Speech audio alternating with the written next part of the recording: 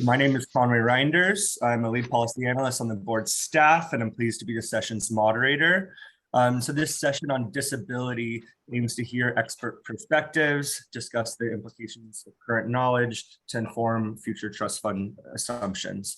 So let me just briefly reiterate the disclaimer that the information presented here is to inform the board and the public. The views expressed do not necessarily reflect the views of the board or a new board member. Again, in terms of logistics, we are recording the panel. It will be posted afterwards. Questions and comments are welcomed and can be submitted via the Q&A function, or can be emailed to events@ssab.gov. So this panel occurs at a time where disability incidence rates, the proportion of insured workers who file and are awarded benefits in a given year, based on SSA's definition of disability, has fallen steeply since 2010 to levels well below expected. So this panel will explore factors impacting technological and medical advances and changing workplace flexibilities. The Office of the Chief Actuary projects the number of people expected to receive disability benefits using three key disability assumptions: incidence rates, as well as death and recovery rates. So let me briefly introduce the panelists, and the full bios are available on the website. So in alphabetical order, Steve Goss has been Social Security's chief actuary since 2001. Steve has worked in areas of related to health and long-term care insurance, as well as pension, disability, and survivor protection. Alan Heineman is a psychologist by training, and his research centers on health services, chronic illness, and the psychosocial aspects of disability, focusing on developing and applying outcome measures in rehabilitation care. Alan is the director of the Center for Rehabilitation Outcomes Research at the Shirley Ryan Ability Lab in Chicago, and is a professor at Northwestern University's Feinberg School of Medicine.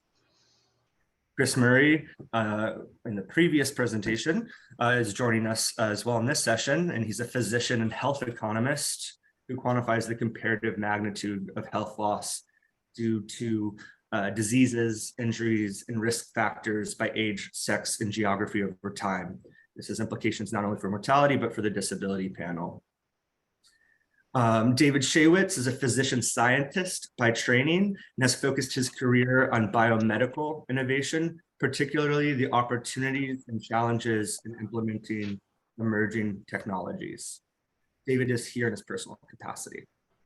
Finally, Mike Stevens is the acting deputy chief actuary for short-range actuarial estimates at SSA.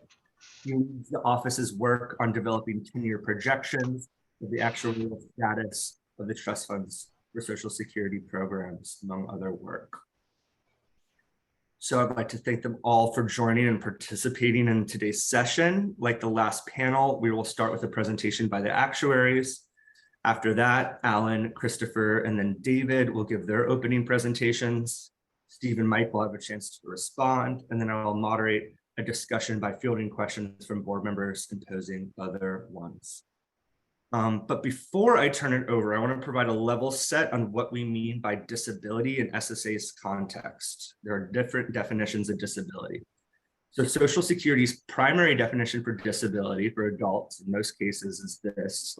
The Social Security Act defines disability as the inability to do any substantial gainful activity because of a medically determinable physical or mental impairment that can be expected to result in death, or which has lasted or can be expected to last a continuous period of no less than 12 months. To meet the definition, the claimant must have a severe impairment or combination of impairments that make them unable to do their past relevant work or any other substantial gainful activity that exists in the national economy. So when we're talking about disability incidence rates, we're talking about the proportion of people who meet and SSA's statutory disability. So I just wanted to put that out there before we get started. And so let me just turn it over to Steve and Mike. Thanks. Thank you very much, Conway. Let me just start with a couple words, and Mike and I will sort of go back and forth like Karen and I did earlier. And if you could just jump to the next slide. And by the way, Conway's point is really important. Our definition of disability really requires a severe impairment resulting in you're basically unable to engage in any really substantial gainful activity work in the economy. And this pertains a little bit also to what a lot of people thought about impairments that might be related to COVID and post-COVID. You really do need to cross the threshold of inability to work to qualify under our plan. On this first slide, just very quickly, and Mike will discuss a lot more on this because Mike has been our go-to person in our office for really analyzing and developing the data on applications, which you see here. These are just people who have applied to our field offices. Applied to our disability determination services in SSA over the past year, starting 2003. And you can see we've been in the vicinity of about 1.5 million applications for quite a while. The so-called Great Recession 2007 and 9, not surprisingly, with a lot of people out of work, resulted in a burst in that. We expected that would come down and perhaps be down a little bit below the levels that we had prior to that recession, and then to sort of stabilize. But obviously, you can see the trend has passed through the levels that we had in 2003 to 9, and has continued on down to extraordinarily low levels that have persisted even into 2022 as we've been moving towards getting beyond the pandemic. You can see here how we have been working with our trustees projecting a rather rapid and immediate resurgence back to higher application levels for trustees reports, all the way starting with the 2014, 15, and 16 reports, which have not been realized. So our real question before us is, where are we going with disability application incidence rates and prevalence in the economy in our entire society? So Mike, let me pass the baton to you on this particular slide and take this and shed much more light for all of our sakes. Okay, thank you, Steve.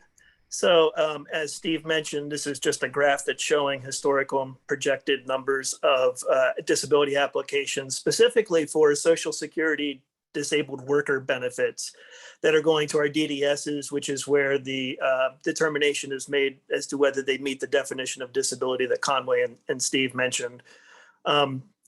Just to sort of discuss some of the lines here, the actual historical experience is that solid dark black line that you see going from 2003 to December 2022.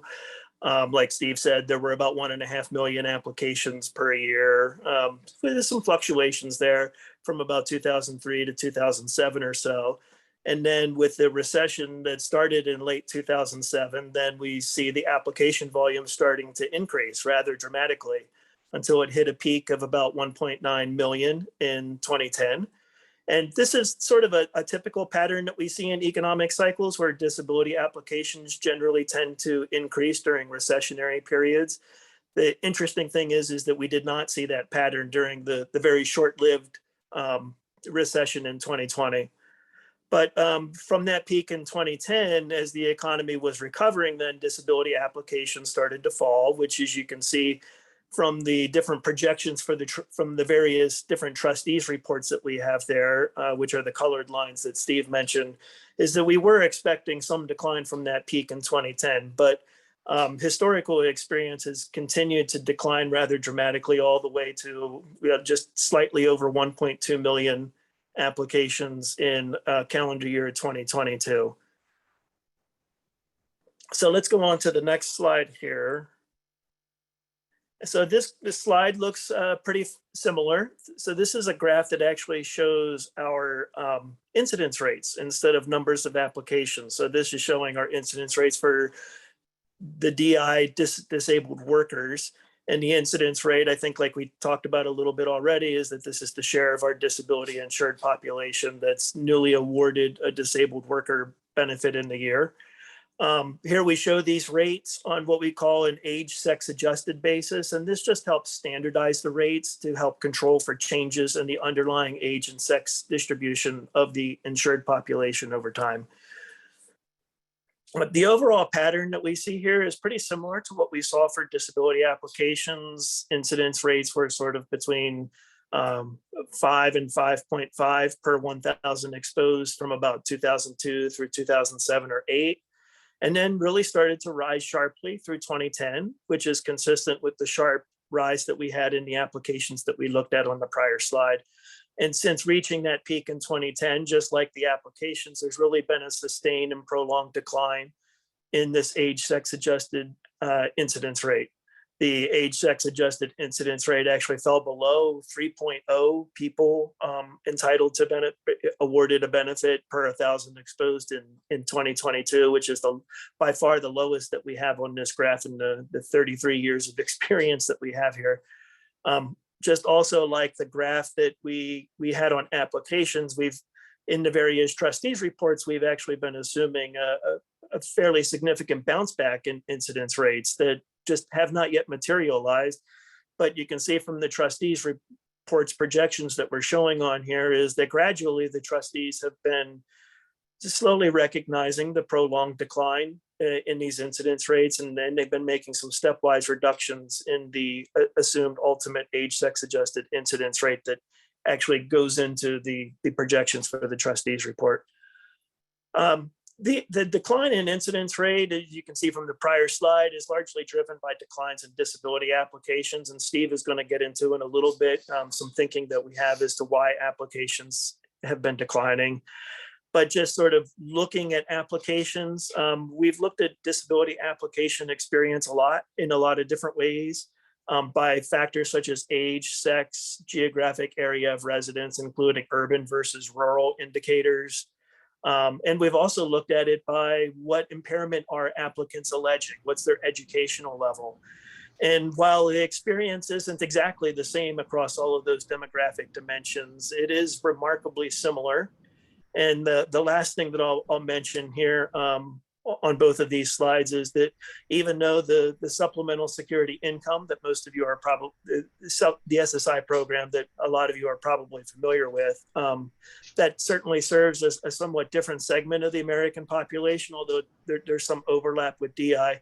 The experience for SSI has been very similar to DI disability as well, especially noteworthy that SSI children also have very similar experience, and they actually have a very different definition of disability than adults do, as many of us know.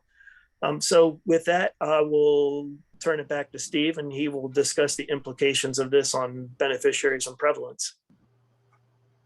Thanks, Mike. And staying on this one slide just for the moment, I mean, really, as Mike described, what's really notable here is that our disability incidence rate, well after we got past the so-called Great Recession of 2007 and 9, all the way through 2019, continued down considerably below the incidence rates that we were having on average in prior periods. We got down to about 4 per thousand.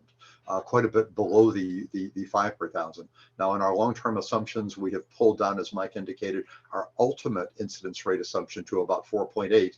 But the gigantic question before us is, have conditions changed in the population, nature of which will be a next panel later on, and in other aspects that suggest that we should be having a lower ultimate incidence rate than even the 4.8 that we have gradually come down to. Now, the implications of even being at that 4.8, if we go to the next slide, we can see, as Mike was indicating, what the implications are for our disability prevalence rate. This is an age sex adjusted look at what percentage of our population at ages that they could be receiving disability benefits under the Social Security Disability Insurance Program will actually be in payment. And you can see that what we've got here on the solid red line on an age sex adjusted basis relative to the solid black line, which is also age sex adjusted on the historical period, that we're basically projecting that we're going to be rising back up by having that 4.8% incidence rate, going back to that relative to what has been much lower than that ever since about 2013, rising back up to prevalence rates that are at about the level we were perhaps before the Great Recession. And the question is, should we be expecting that we will have a prevalence of disability as per our definition, as Conway mentioned, rising back to that level? Is that about right? Might it go higher, which we've been projecting in prior trustees reports, or might it actually stabilize at something lower than that? prevalence of disability really ultimately is the key, because that's a number of people who we're deeming who will be not only self-perceived to be disabled in our population, but such that they are not able to find work and will come to us for benefits. And by the way, benefits are not something that everybody wants to seek.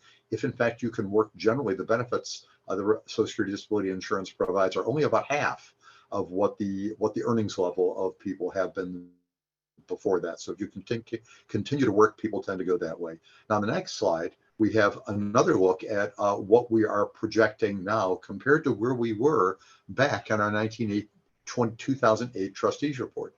That's when we were projecting back up, at a 5.0 or higher incidence rate into the future. Looking at our population at the time, we were projecting that the number of people receiving disabled worker benefits would be rising up from roughly a 2016 level of about 9 million up to about 10 million and sort of stabilizing at that level. You can see where we are now. We have come down dramatically below that in the number of people receiving disabled worker benefits, and are projecting in the red line for our 2023 trustees report to be going back up somewhat from that. But again, the gigantic question have fundamental things changed in our population, that people's self-perceived perception of disability and their ability to find work, which provides more income than our benefits, have things been changing. So on that count, let me ask that we go to the next slide, and Mike is going to talk about some really, really interesting stuff that he's been developing that may shed a bit of light on this into the future. Yeah, thanks. So this slide is showing some interesting data that we have about the shares of new disabled worker entitlements by what their primary impairment is. And this is specifically for individuals who are newly entitled between ages 30 and 39. And we have another age group on the next slide that we'll get into in a minute. On this slide, women are on the left panel and men are on the right. And so what this is really showing is some major groupings of different impairments and the relative shares of all new entitlements in a given year.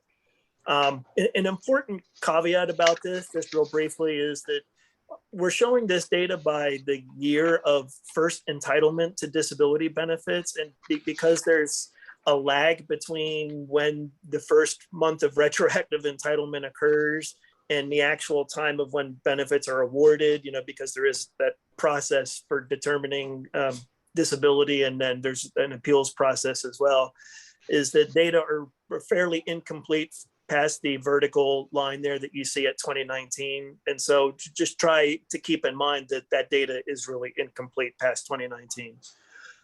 Some interesting observations about this age group. The experience by primary impairment has been fairly consistent over time. There's been some ups and downs and things. Mental disorders for this particular age group tend to dominate. That's the lighter green series that you see on the slide here. And you can also see, if you look up near the top of each of the slides, in the late 1980s through the 1990s, you can see the effects of the HIV and AIDS epidemic. And that's in the infectious and parasitic diseases category, the purplish series near the top of the chart. This is really especially apparent for men. Let's go to the next slide then. And so this is showing a very similar slide, except it's for the age group of 50 to 59 with women on the left, men on the right. So unlike ages 30 to 39 that we just looked at, musculoskeletal impairments tend to dominate this group. And we're actually seeing an increasing share of new entitlements at these ages that have musculoskeletal issues.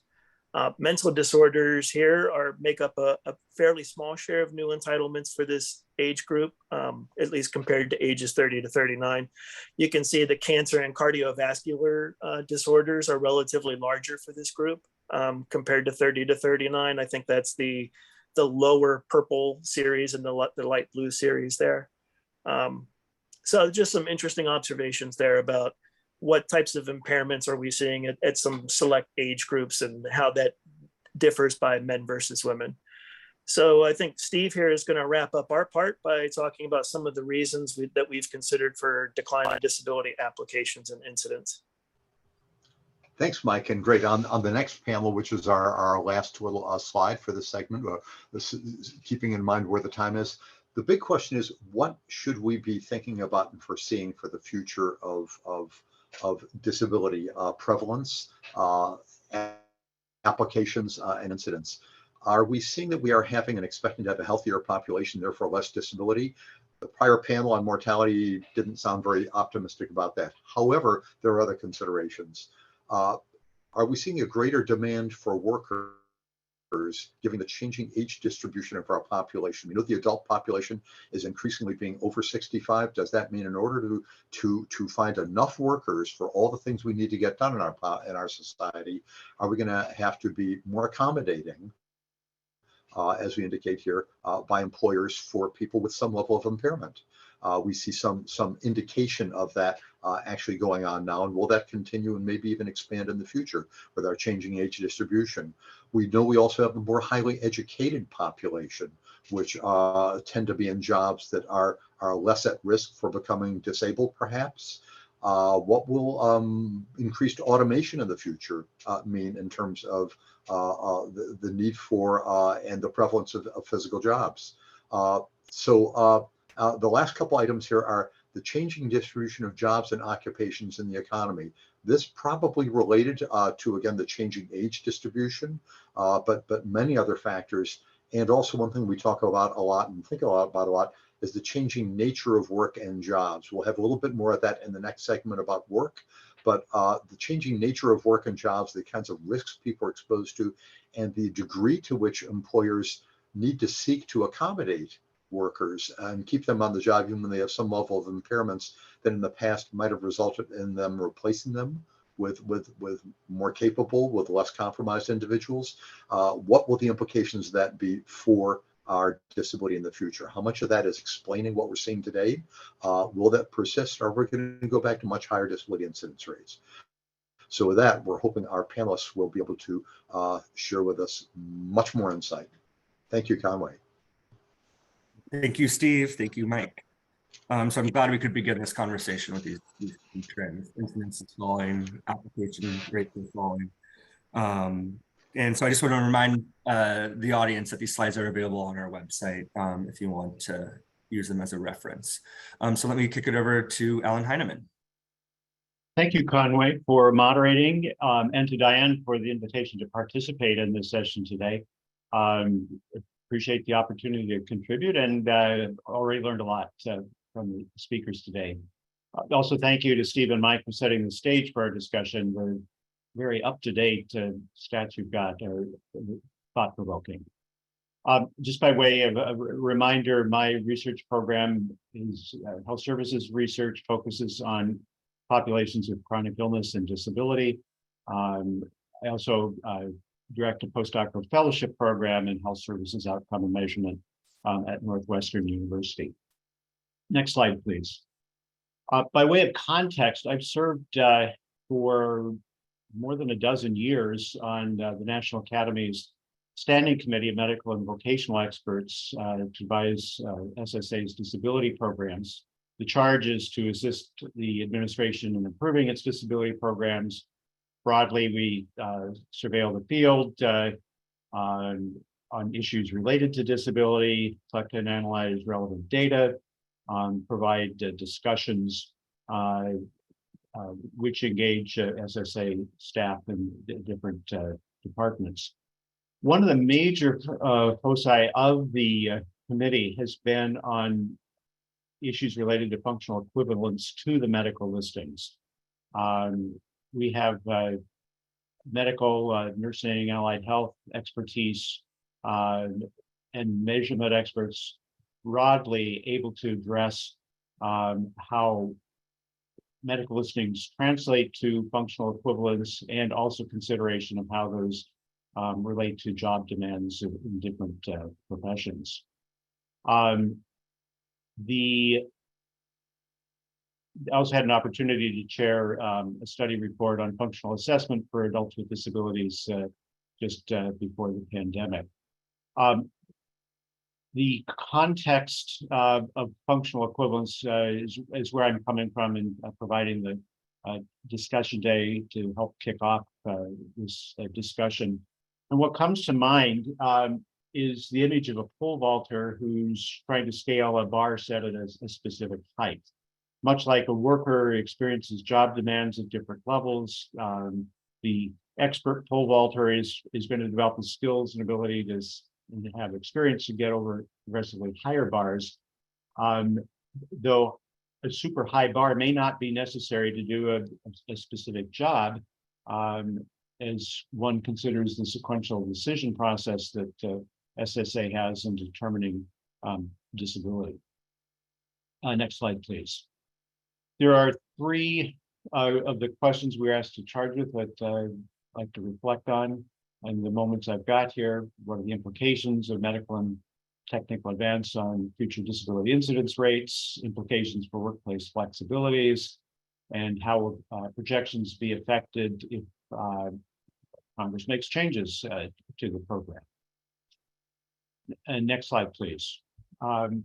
This graph illustrates work that we conducted as part of our Rehabilitation Research and Training Center on employment of people with physical disabilities. This reflects several hundred respondents in the Midwestern United States.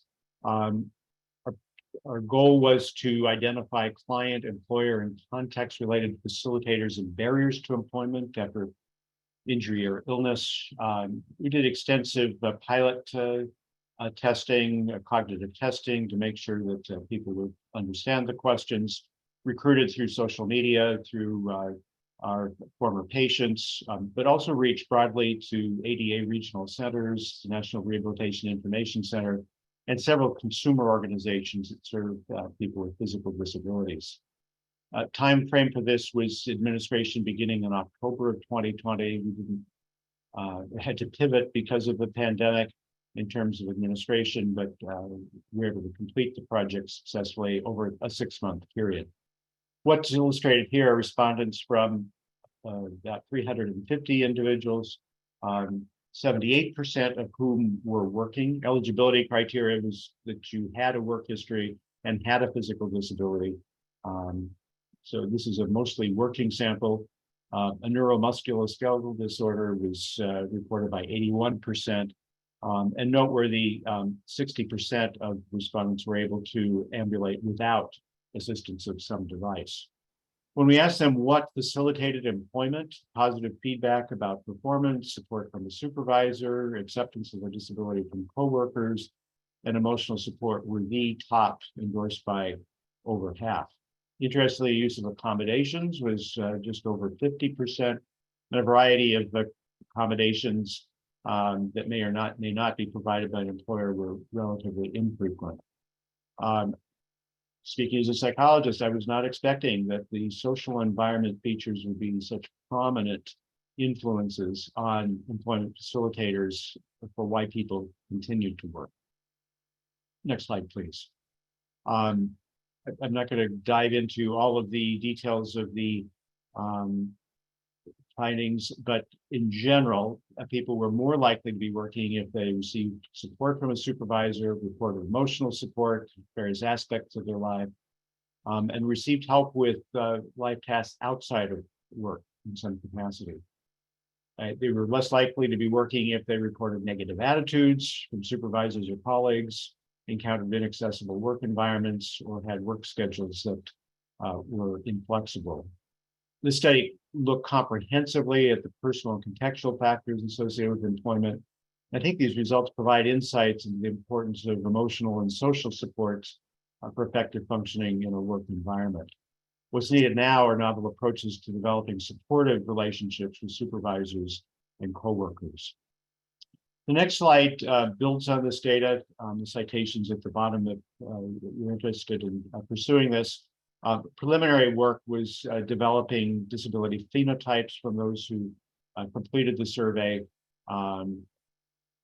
The groups under disability phenotypes were having a high functional disability and physical, cognitive, emotional stability, and sensory domains. High physical disability only, or moderate cognitive and low physical disability.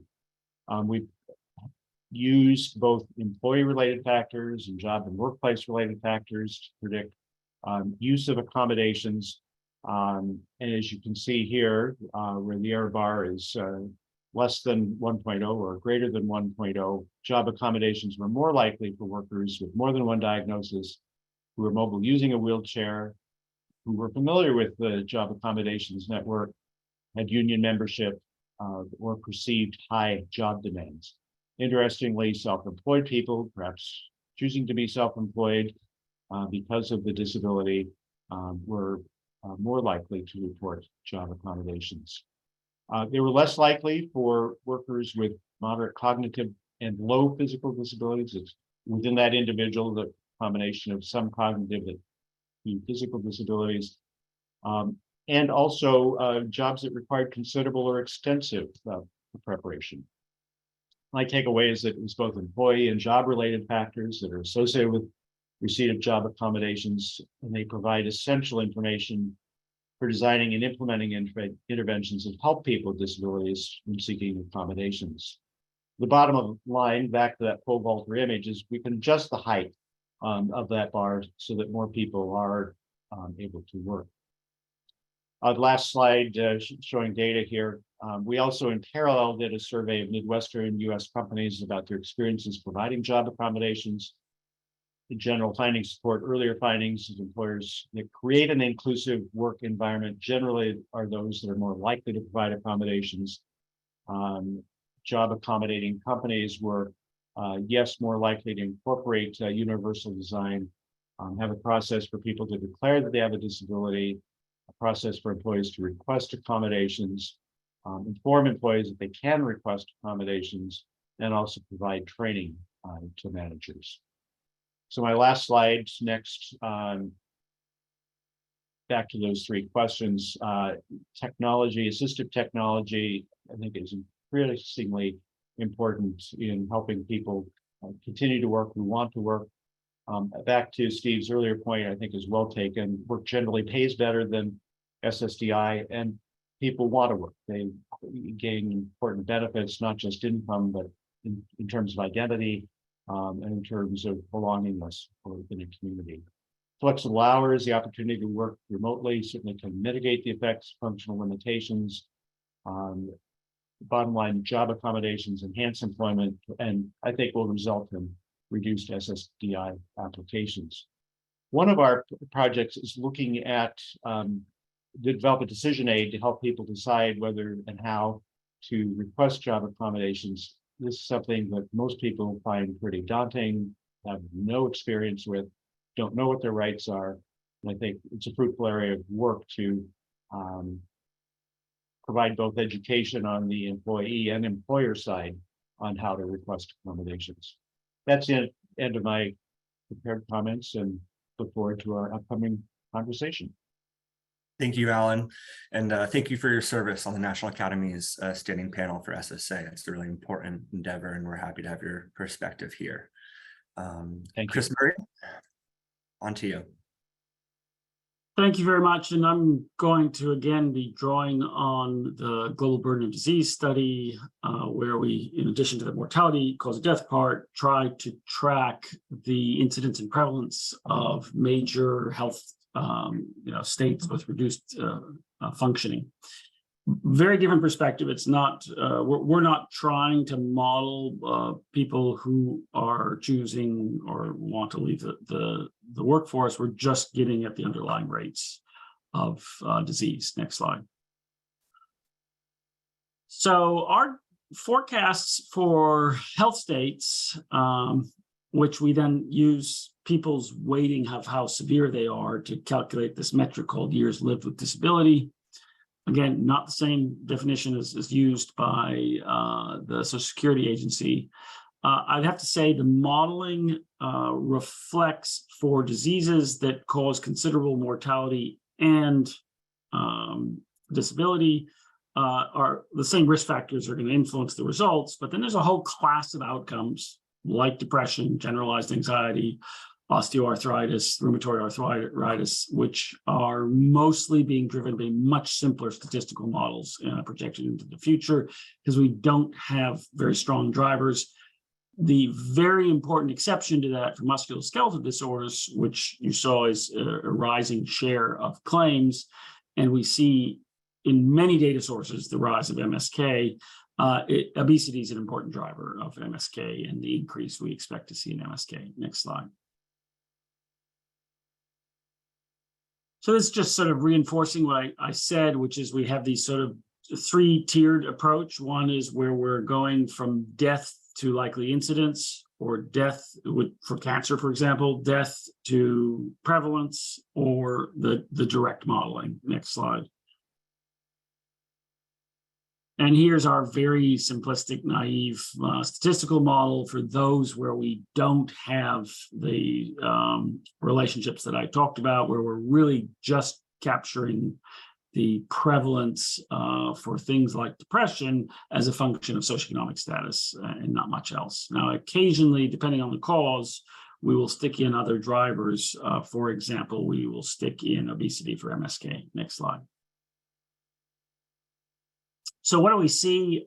This is our measure, years lived with disability. These are counts, and these are select states, US nationally on the left, Minnesota, California, New York, and West Virginia. I just picked for no particular reason. And so this does reflect the volume of people with considerable reduced function by cause. And you can see the red part is MSK, and the numbers go up because of aging and because of obesity. You see substance abuse in the sort of salmon color.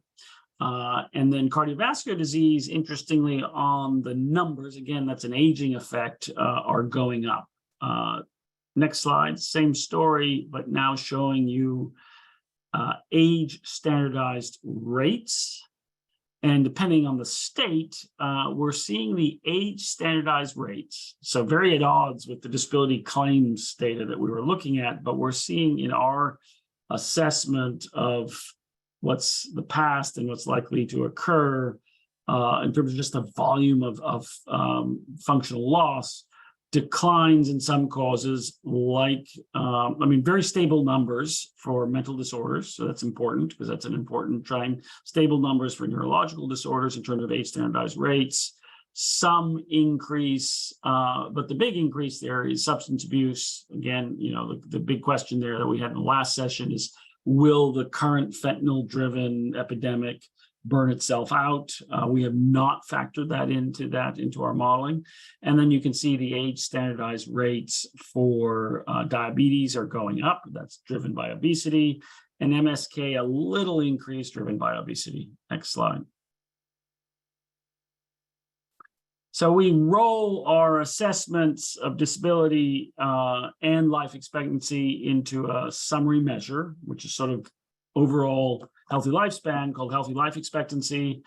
And our numbers for healthy life expectancy, so now this is a reflection of both what's happening to life expectancy, but also those trends on the age-specific rates show declines in healthy life expectancy in the future. That is very, very dominated by, in terms of the healthy life expectancy part, by what's going to happen to substance abuse, which is incredibly hard to forecast. And I'll be the first to admit that we have not a huge amount of confidence that we can figure that out. And very likely, just assuming the rates stay constant is probably a more credible assumption than assuming they continue to go up. But that's what our models show. Now, the next slide just shows you a head-to-head comparison of I dropped that to save time. But basically, stay on the healthy life expectancy for a second. The healthy life expectancy looks more pessimistic than life expectancy because in addition to the things that are slowing down, like obesity and substance abuse, life expectancy improvement, we're seeing these increases in MSK and substance abuse and diabetes. Okay, next slide. And just to flag this, what I did mention in the previous panel, we have an ongoing effort to try to bring some of these assessments, ultimately all of them, down to the race county level, because we see such huge variation across counties and race ethnicity groups in some of these key drivers like obesity, like substance abuse, and then the associated things like diabetes. So it's a very different picture, if you look at the extremes, comparing, let's say, Summit County in Colorado, than what we're seeing in, the sort of Four Corners, where there's been very severe effects of a number of factors coming together. Next slide. I think that might be the end. Is there one more slide? No, thank you. So that's our take. We have not tried to model the part that you're concerned about people making claims on disability, just the background health status trends. Thank you. Thank you, Chris. Appreciate it. I think that it's a great segue between mortality and disability. I participated on the last one, but disability death rates are an important assumption. So I know, to go a little out of order, I know that you have a hard stop now at 12:30. So I just want to pose one question to you and ask the board members if they have any questions, and then we'll go to David, if that's all right. The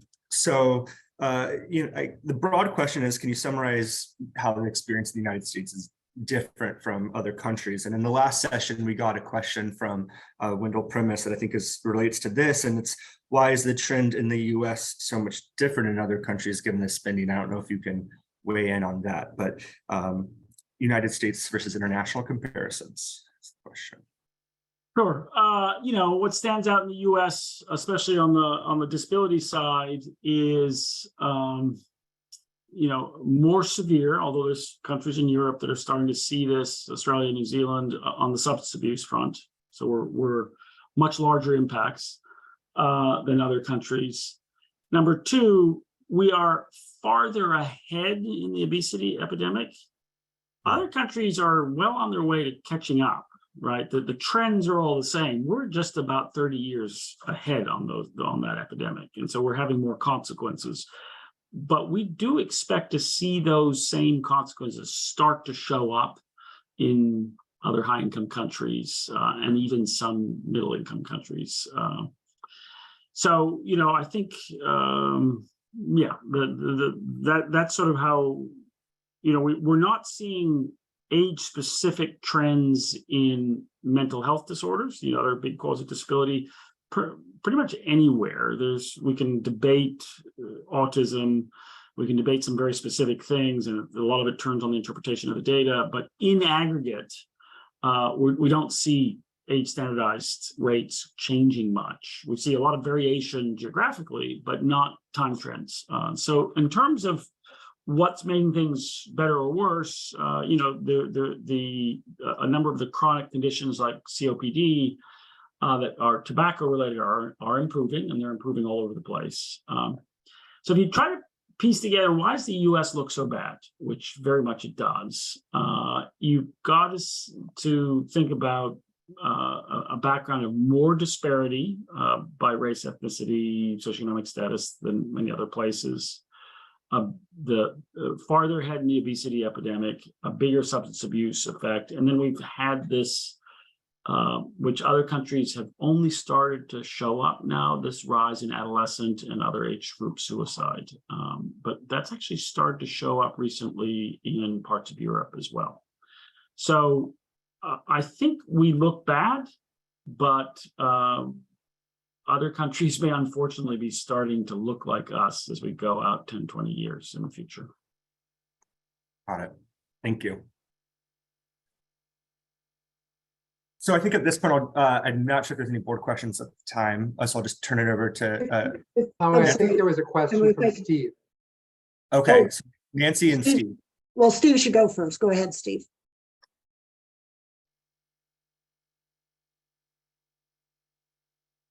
Steve or Steve. Wait. Yeah, Steve Goss here. You're referring to me? Yes. Great. Okay. Well, thanks. Yeah. Just a couple of quick things. Chris and Alan both raised some really excellent questions, and of course, I think Chris is speaking sort of to the prevalence of negative conditions, of impairments for people in the population. I think what Chris has presented suggests that we may be seeing somewhat more of that. of course, accommodation by employers is really a key factor. And I would just mention, for example, back in the late 1970s, when the baby boomers were all surging into the labor force, employers were actually offering early out pension accommodation to higher age people because of the great surplus of people coming in at younger ages. We're actually seeing the opposite of that now, which probably is consistent with the concept that we're seeing more people working to higher ages and perhaps a higher accommodation, as I think Alan was referring to some extent. One other small item, I think, Chris, what you're pointing out in your projections are on the health status. A lot of this is drug abuse. Social Security many years ago reached the point where the simple, an inability and an impairment based solely on drug abuse and alcoholism actually does not qualify you for disability. Now, if it persists long enough, where you have cirrhosis or other bad conditions that in and of themselves will qualify you for disability, that is the case. But drug abuse that may be temporary and people can come back from is not ultimately going to be, it's not one of the drivers of disability now or in the future. Just want to sort of put that out there. So really the question is, do we see the kinds of impairments rising such that our workplace will not accommodate these? I think, Alan and Chris both raised some very, very good points about what employers have been doing. And one way of accommodating, by the way, is to give people positive feedback about their work they're doing to encourage them to stay on the job, especially if you need them. Nancy? Well, I was just going to ask Chris, because I know you've got a hard stop, and it's been so helpful. We really appreciate you being here. And I really wanted to follow up on the international point, the stark difference. And of course, one huge difference between the United States and its industrialized counterparts is the availability of universal health insurance. Now, of course, the Affordable Care Act has helped that, but hasn't extended to nationwide health insurance. And to what extent does that really just reduce the severity of disabilities, or could it prevent disabilities from occurring and so forth? It's such a hard question to dig into, right? Because clearly other systems, there's greater access to primary care. And so you would think rates of things that are treatable in primary care, for example, management of hypertension or management of high cholesterol, would be better in those systems. But it turns out to not necessarily be the case. The US, for example, does really well on managing cholesterol compared to Europe. And now part of that is not so much access, just more willingness to treat and use drugs in this country to manage these things in primary care. So as we try to dig the next level down and try to figure out, well, what's going on in primary care that could really make a difference, you do run up against it's a little bit harder to disentangle than you would have thought. I think we all have the idea that's got to matter, because sort of at the macros or the aggregate level, you see these relationships, better primary care, you better outcomes, but trying to figure out what's going on in that experience is a little bit harder to figure out. Well, very interesting. Thank you. Thanks, Nancy. So let me turn it over to David. Terrific. Well, what a fascinating morning. The first group of talks were super interesting, and the last two are also so interesting as well, particularly all about the impact of obesity, which to see manifest in the data in all sorts of ways. And I don't know if it breaks out things like NASH, non-alcoholic steatohepatitis, but that would also be interesting. So next slide. This is just my disclosures next. So next slide. So my whole career has really been focused, both engaged with and discussing a range of emerging technologies, genetics and gene therapy, things like digital health, AI. There were some questions in the chat on AI, and something that I think Steve brought up on synthetic biology regarding mRNA. The first graph of this review actually talks about the origins of Moderna and how initially, we're trying to use mRNA for something other than COVID, and with a lot less success. So it was exactly spot on. Next slide. What I really want to do today is to just do a brief vignette of the arc of molecular medicine, to sort of as an example of what it's like to try to kind of capture the value, in a sense, of emerging technology and some of the challenges as you go through it. And then to take a step back and to say, okay, what is sort of the process like, so that we can kind of calibrate our expectations. So next slide. So for molecular medicine, let's start in the glorious 80s, where this is pre-genome, human genome project, but there's a lot of discussion of it. And there was Sidney Brenner's famous South African-born biologist who said, well, if you had a complete DNA sequence in a big enough computer, you can compute the organism. Harvard biologist, big sequencer Wally Gilbert said, with a complete genome, we'll know what it is to be human. And there was so much excitement around this that it motivated another Harvard biologist, distinguished late Richard Lewontin, to sort of pen this famous New York Review of Books piece, essentially asking if everyone is just starting to sort of fetishize the human genome and to be excessively reductive about it. Next slide. But progress can, similarly, Brown and Goldstein of cholesterol fame emphasize that just because you have a sequence of something, it's not the same thing as having a medicine. However, next slide, research continued apace. And with the event of STI 571 LEVAC, there was a suggestion that, oh, molecular medicine, precision medicine has arrived. This is the ammunition in the war. These are the bullets. Everyone was super excited. But then it turned out it wasn't as generalizable as folks thought. And if you, next slide, flash forward back, you progress to 2008. And these are real headlines. There was a lot of despair. We fought cancer, and cancer won. Advances elusive. Almost sort of like a cancer, almost like a winter for cancer progress, it felt like. But then next slide, there was a new hope in the form of using the immune system to fight cancer. There was a lot of excitement. There was a Nobel Prize, a lot of progress associated with this. And in fact, now, next slide, there are so many different approaches that are being used, from gene editing, gene therapy, cell therapy, RNA therapeutics. The number of different modalities available to attack disease is just exploding, which is really, really exciting. Next slide. So we're seeing both all these modalities and also them being used in remarkable combinations. I mean, folks are dialing in and out of cells, all sorts of features and capabilities, and doing it, in an iterative fashion. It's remarkable. So all this progress has prompted even some at the New York Times to ask, next slide, are we entering the golden age of medicine? A lot of this seems really promising. Okay, next slide. So how do we think about calibrating expectations for technology? And the dilemma here, next slide, is that the way this is often done is sort of, we sort of get exposed to these extremes.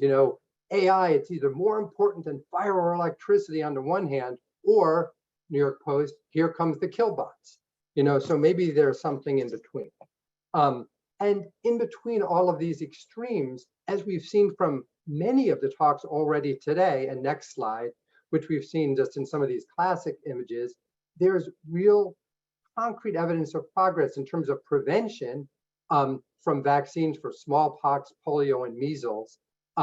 Just boom, making an incredible, palpable difference in those conditions, as well as medicines for antiretroviral medicines have dramatically, as you saw in one of those earlier slides, there was a bubble in one of those graphs that shows this tragic deaths, particularly of men from HIV, and a lot of that is decreased due to these medicines. So that's really palpable examples of progress. So we sort of need something in between. And if you go to the next slide, what you can see is that on the one hand, technology should matter. Powerful technologies can radically change science. You think about the impact of the microscope, the telescope, calculus. The new technologies are what enable us to ask different questions of nature to improve how we understand it. They're profoundly enabling. And in fact, Sidney Brenner of the earlier slide even said at one point that progress in science depends upon techniques, discoveries, and ideas, probably in that order. So techniques are really important. And the whole point of this slide is that it isn't just the neomania that Taleb appropriately critiques. There's actually real value that can be obtained from new technology. Next slide. But this is the critical point. This is from a Grecian urn. New technology does not spring like Athena from Zeus's head, fully formed and like ready to fight. Just not how it works. Next slide.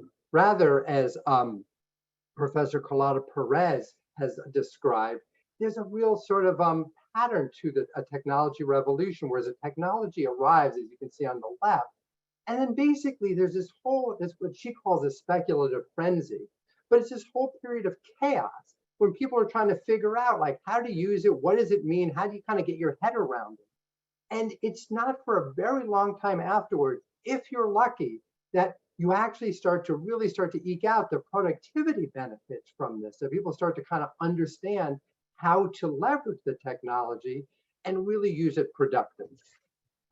So the canonical example of this next slide is from the transition from steam to electric in factories. When steam-powered factories, they were built in this ultra-compact three-dimensional fashion to sort of minimize the distance from the single source of power. When electricity was swapped in, initially it had almost no impact on the total productivity. It was just essentially like a genetics, like a conservative substitution. What actually had to happen is someone had to progressively over time have the idea of reconfiguring the design of the factory, which took years to figure out and was actually done mostly by emerging industries, because unlike the legacy companies had all these sunk costs, they're like, well, we've already invested in factories looking like this. Whereas for new companies, they were sort of more willing to try something that could be better. And so next slide. The point is that coming up with something, an invention, isn't the same, like on the left here, it's a first car. It isn't the same thing as obviously what it comes to, but in order to go from for a technology to evolve, you also have to evolve the underlying infrastructure. Next slide. So you can see on the left, those were the roads that existed when the first car came around. And in order to sort of progress to something closer to our modern state, there was a lot of associative changes that were required. And so the key point, next slide, is that implementation is not instantaneous.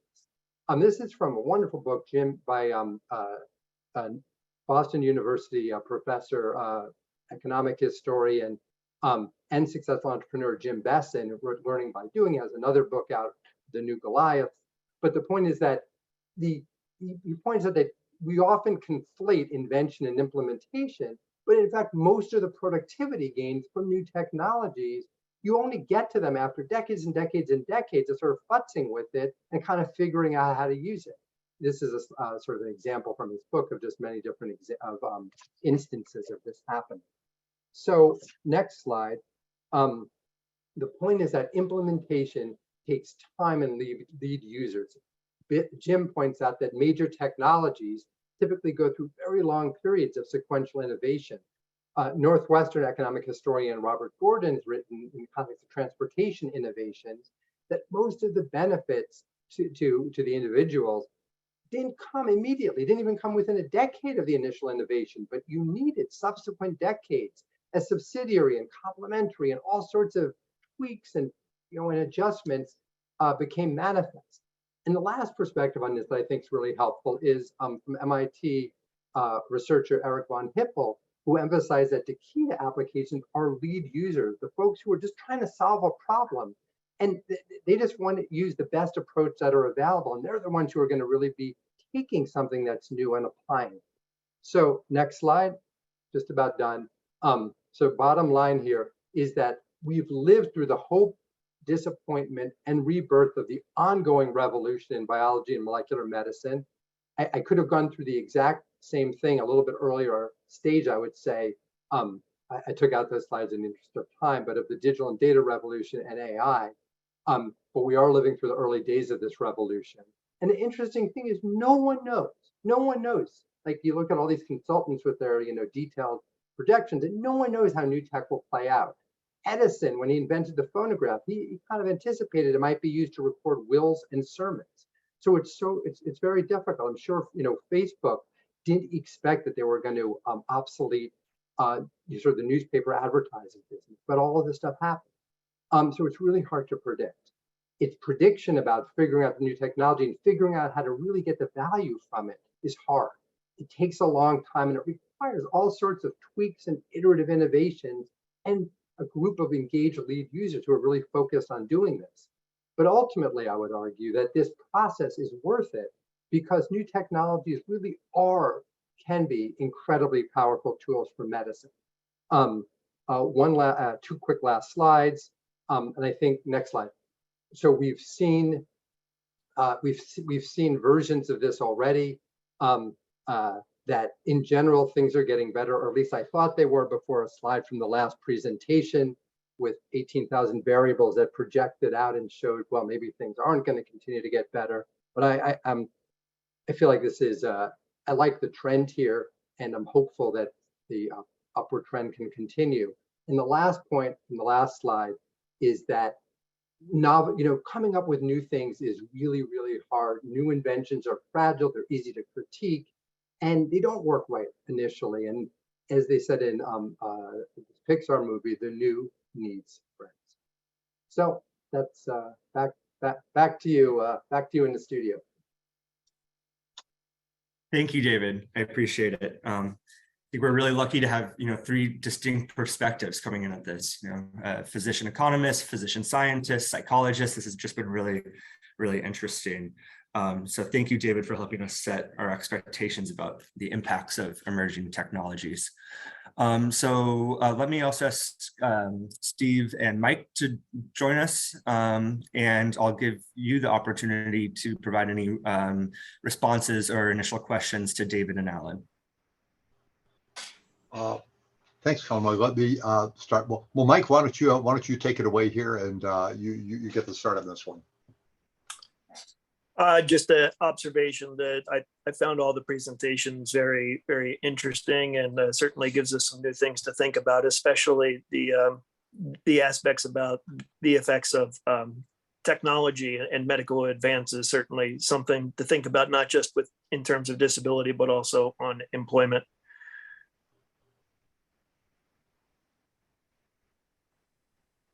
Thank you, Mike. Great, thanks, Mike. You let me just add, if I may. I mean, we clearly have a real tension here in terms of disability, and one of the things that I know we've thought about a lot at our shop relative to mortality in the past, but it applies as well as to disability, and perhaps maybe sort of in the realm of what David's talking about to a great extent.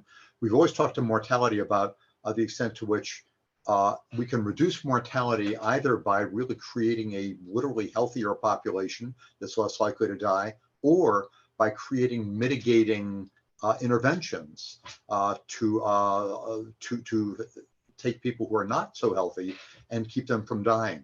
And it sounds like we have something very similar here that, David, I think you might be getting at in the area of disability. We have maybe a certain level of underlying maybe physiological impairment or deterioration that goes on.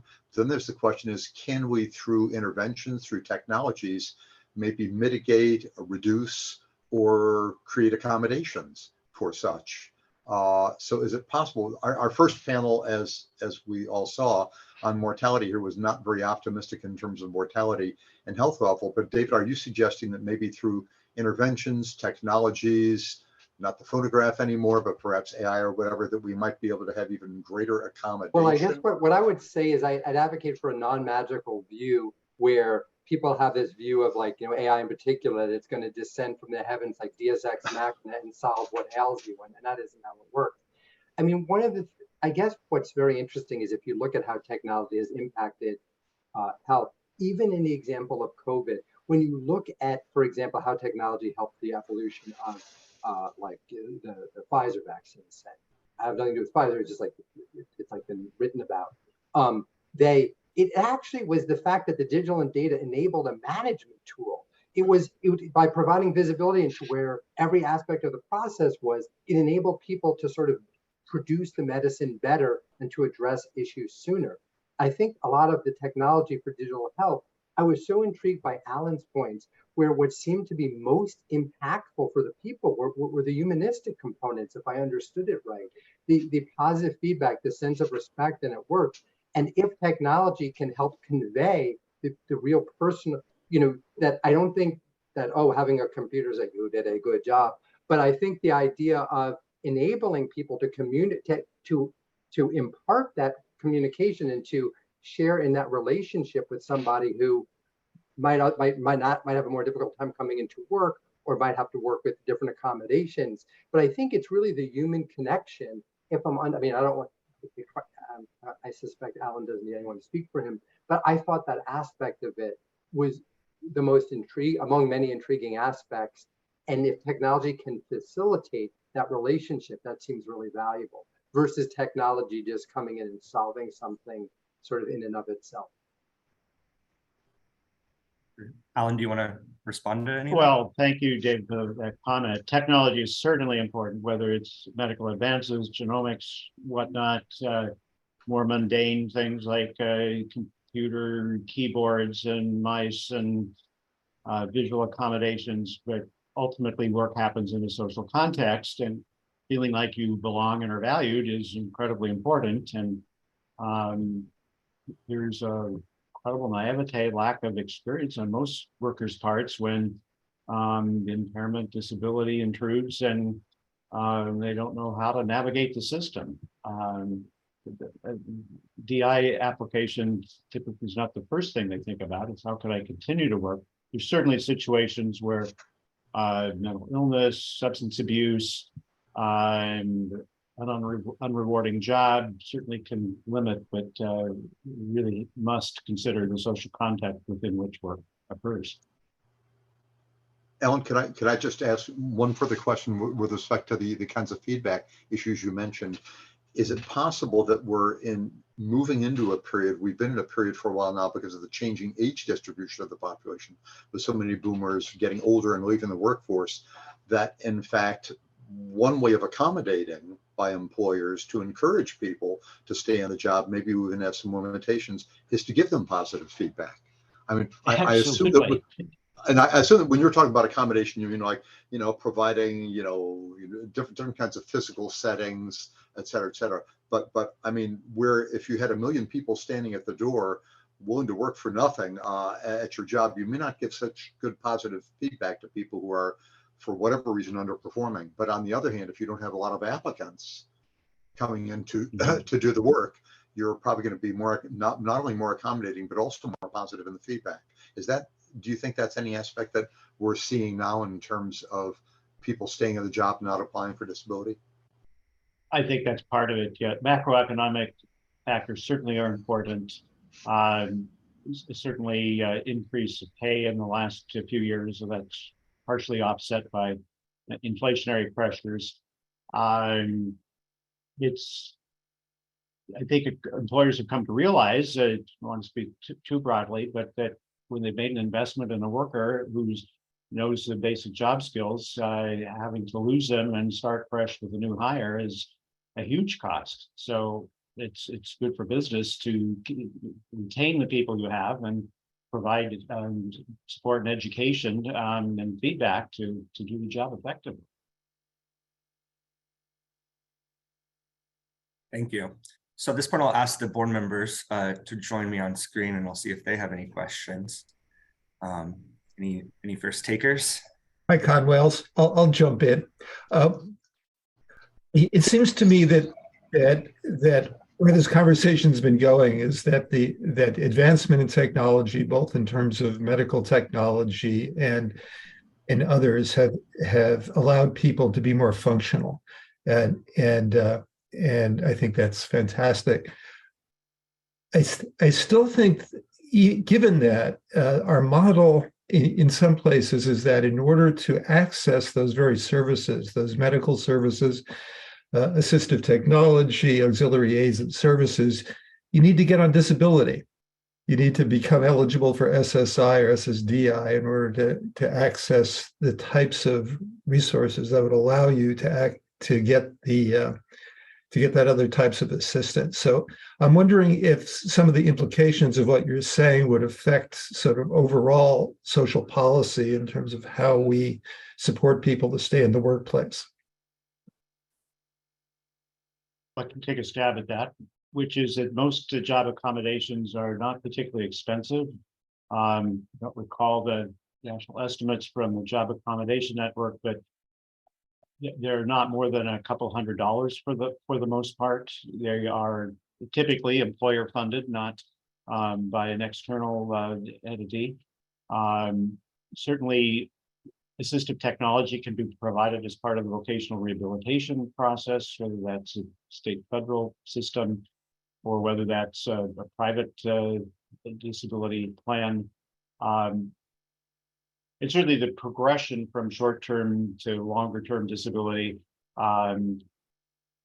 insurers, private insurers and employers have an incentive to keep people in the job and not go through the expense and hassle of paying on a disability plan and replacing the employee. So I think it's important to distinguish between the relatively affordable accommodations that employers typically self-fund versus those that are paid as part of a vocational rehabilitation service plan or post DI award with the incentives to consider return to work. My hope is certainly that people would be accommodated earlier in the process rather than get to the point of being awarded benefits and then, oh, by the way, you're eligible for the trial work period. And then a variation of that is, in terms of getting accommodated early, the ultimate thing is what David was talking about in the earlier session about prevention. So if you're able to, he was talking about prevent, like, you don't smoke and your chances of getting lung cancer are lower. But for some chronic diseases that no one knows why one gets, or that are bad, just bad luck with genetics, if you are started on effective treatment earlier, like for cystic fibrosis, that's a phenomenal example where the mean age of death, I was just looking at the data earlier today, about a decade and a half ago was 22. And now it's like 66, not as good as it should be as sort of the average for the population, but going from 22 to 66 is phenomenal. And the opportunity to all of a sudden be in the workplace and to be relatively, or certainly a lot more healthy in the workplace. And I think that there are other examples of that where diseases are kept, in abatement longer because of so people's need for any type of additional accommodation other than having their actual disease kept in remission. You could even argue in some sense HIV might be like that, with the medicine keeps one's disease, so you're below the lower limit of detection, then you're not, then your chance of having HIV-related sequelae are a lot lower. And Conway, I'm happy to jump in with a question. Please. And that is, we've been talking, the as we all know, that sharp drop off unanticipated in applications is really stark. We've been talking about possible positive reasons for that, the accommodations at work and so forth. I'd like to talk about the other side and what might be discouraging people from applying. There's, the large backlogs, the low awards, which have been publicized both in media and I'm sure it's word of mouth, that's especially a decade ago, but still the demonization, accusations of fraud and so forth of people who are receiving disability, and the complexity of the process, particularly for people may have mental health issues, other issues that make it very hard to go through the process. Are those, I'm just sort of curious what your reaction is to that side of the equation and whether, and if so, that is a whole different set of policy prescriptions, more funding to get the backlogs down and so forth. I think Alan may have a deep perspective on what the folks are thinking. To take a tiny aspect of that, Nancy, I do think technologies like even some of the generative AI might play a role, a small role in helping make some of the interaction with the system possibly more user-friendly. And that's a real opportunity. Many organizations are trying to use AI, Gen AI mediated approaches to make interactions simpler and more intuitive. And I think that's going to I mean, that's where a huge amount of work is now. I don't think the answer to the world are chatbots, but I think to the extent that, generative AI has this remarkable ability to kind of understand the complexity of a domain and be able to at least express the complexity in a way, even often correctly, that reflects the large amount of information. So I can imagine that could be somewhat helpful and should be done. I mean, there's been so much great advances in user experience that isn't always manifested in the way people are left to interact with many medical and disability systems. Nancy, my take on the downturn in applications reflects the incredible changes that occurred as a result of the pandemic, where remote work and flexible work hours have become the norm for so many people. That's been such an advantage for people with disabilities, particularly with mobility limitations, or who have reduced stamina that need extra work breaks. The ability to work from home, the ability to adjust hours, those are the lowest cost accommodations to employers. And we discovered rather abruptly that the economy keeps chugging along very nicely, thank you, with able-bodied people appreciating those accommodations. It supports work-life balance, parents.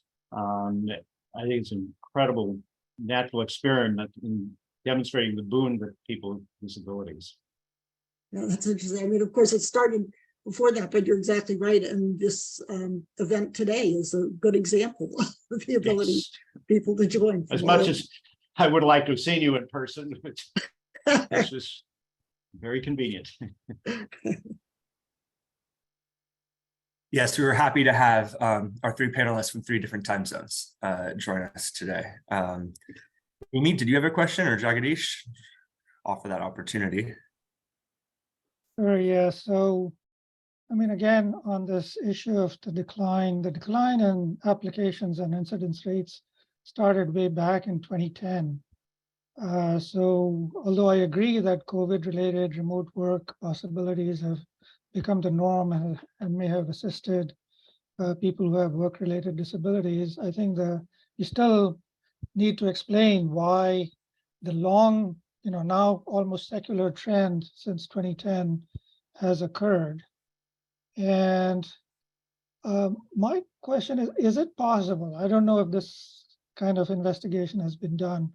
Is it possible to actually distinguish between people with work-related disabilities who are more likely, controlling for age and so on, to apply for SSDI versus those who are more likely to remain working or otherwise not apply for SSDI? And to examine those who are more likely to apply for SSDI, why they have not applied, and if they have not applied for SSDI, what are they doing? How are they supporting themselves? Is there any such possibility for investigating, what is the cohort or the distinguishing features of folks who we think would have applied based on prior data, but who have not applied, and how are they supporting themselves, or what their current situation is? That's kind of a general question. Maybe there's no answer, but I thought I'd throw that out. Thank you.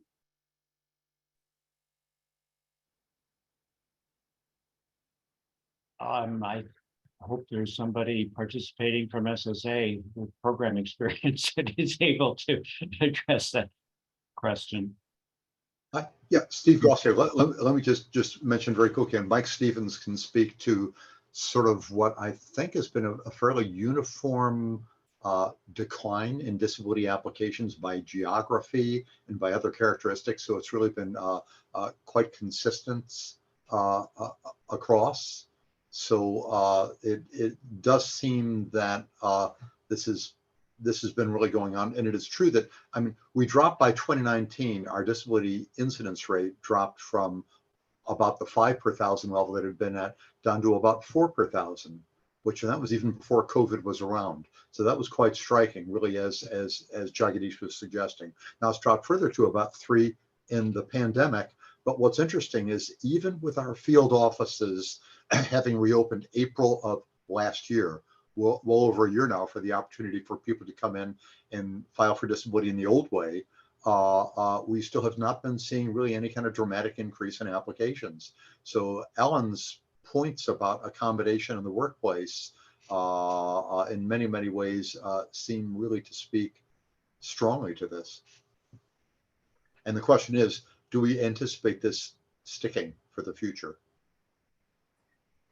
You are right, Steve, that, I mean, across a number of demographic dimensions that we've looked at is that the decline is very similar across things like age, sex, geography, type of impairment, educational level, et cetera. So that's really striking, I think. And the other thing that I had mentioned earlier is the fact that SSI children who have a very different definition of disability and have very different types of impairments are also experiencing very similar declines as we are for adults. And the other thing I just wanted to mention, we keep saying that the decline has been remarkable since 2010, but remember 2010 was overly inflated because of the effects of the recession. So we naturally would expect a decline from 2010. The remarkable thing has been that it's declined well below what we had been experiencing before the recession. And that's really what needs to be explained here. In terms of what Jagadish was asking is, that's a really interesting question. I'm not aware of any data that's like readily available to answer that type of question. It seems like that would be a really fascinating survey for someone to do. An additional data point is the increased employment rate of working age adults with disabilities over the last 3 years. It's improved more than in the general non-disabled population. My hunch is that there's a large pool of people with work experience with disabilities who want to work that are waiting to come in when as accommodations become more prevalent. It's a huge untapped part of our labor pool. And Alan, we actually have a slide in the next panel that we almost included in this panel as well. So please, I hope you'll stay tuned. I will stay tuned. Thank you. Thanks for that plug, Steve. Amy, question? Yeah, so I'm happy to close this out, and sorry that Dr. Murray had to leave us early because I am going to go back to his points earlier about the county level analysis, and we'll pick on Steve and Michael a little bit here. I'm interested in, given what he showed us around health disparities, how that aligns with agency data on disability beneficiaries by geography, because we know that it's not consistent in regions of the country. And so I'm just interested in if you all have looked at this, and he noted that he had not done the analysis yet, but perhaps that's an opportunity for OAC to step in here. And Mike, I don't know if you want to speak on that. I think Mike has looked fairly carefully, I believe, at least the state level on this, and where undoubtedly death rates, employment rates, disability rates vary. The question is, have they been sort of maintaining the same relative relationships? And I think, Mike, you indicated that has been kind of the case. Yeah, so we have looked at applications by state, actually, at the state level, and it's been declining at a fairly steady rate for all states. I mean, certainly some states have been declining less or more than others. And a large part of that is because some states have very few applications. Like I'll pick on North Dakota because I have family there. It's easy to get a lot of variability in a state like that with very few residents. But generally, most states are experiencing declines at very similar levels. And another factor on that. Sorry, Steve, just a follow-up question. Yeah, a follow-up question, because I know we are all mindful of the definition of disability being unable to do any job that exists in the national economy. And so there's certainly a bit of a tension there when looking at state level analysis versus a national program. What can you all share with us about how you think about the projections in this type of data when you're trying to develop the projections for the trustees report? Are you talking about the state variation? Yes. How we think about that relative to long-term projections? Right, recognizing that the definition of disability is a national one.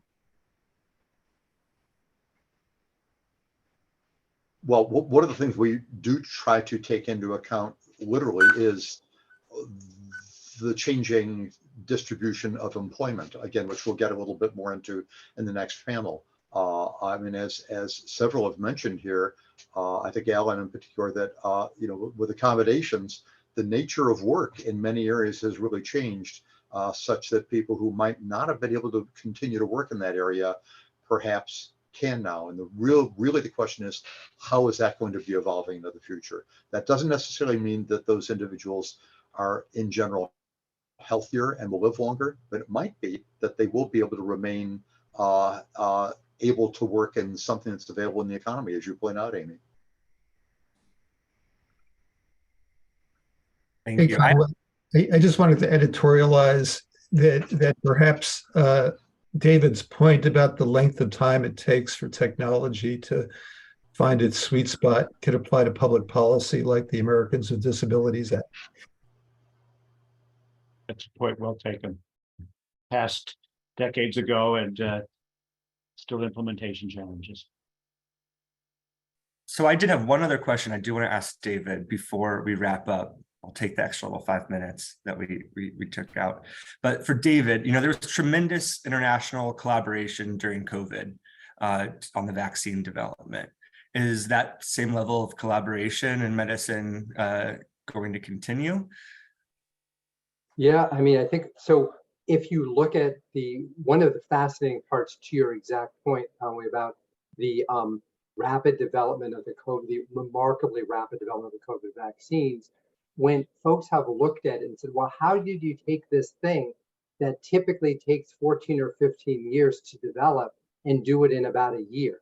And there have been longer examples. I mean, there's some GI vaccines that have taken 35 years to develop. So this was remarkable. And in general, actually, one of the key factors was a huge amount of investment at risk. But another factor was that the two big factors were actually investing at risk, like assuming a stage is going to work and then doing the next stage versus waiting to see how it goes. And then the next part of it that was with regulatory and the sort of the collaborative aspect that you described, not just the FDA, but it was like all the people, it was a real kumbaya moment where all like the nations of the world, like holding hands, and even the medical centers, and everybody was really united. And so often it can take a long time, understandably, with IRBs and with all sorts of back and forth and dialogue and more dialogue. But here, the benefit risk was such that people were so excited about it that played an incredibly, a monumental role in accelerating. So I think it's incredibly frustrating at some level for folks with, who are suffering from rare disease, who are suffering from cancer, from other situations. They're like, okay, that's great what you did with COVID, good for you. But what about for this? Can we collaborate? To your point, can we do this? And I think it should serve as an example of what's possible. But I think the speed unnerved clearly a lot of folks. And I'm hopeful. One of the things, so I served on this National Academy of Medicine panel about digital data and COVID, like co-led with Amy Abernethy, Deputy Director of the FDA, and Peter Lee. And basically, one of the things that we really concluded was there was a huge amount of real last mile issues in terms of being able to actually get the data that folks needed to really make decisions.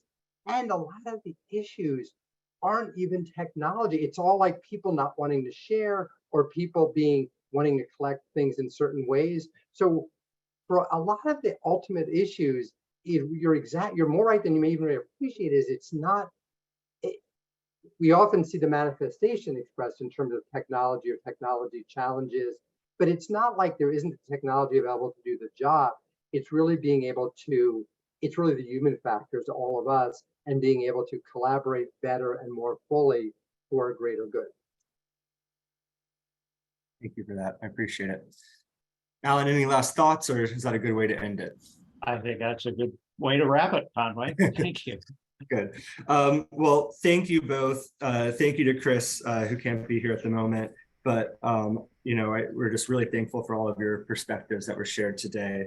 And also to Mike and Steve for their participation and partnership in this event.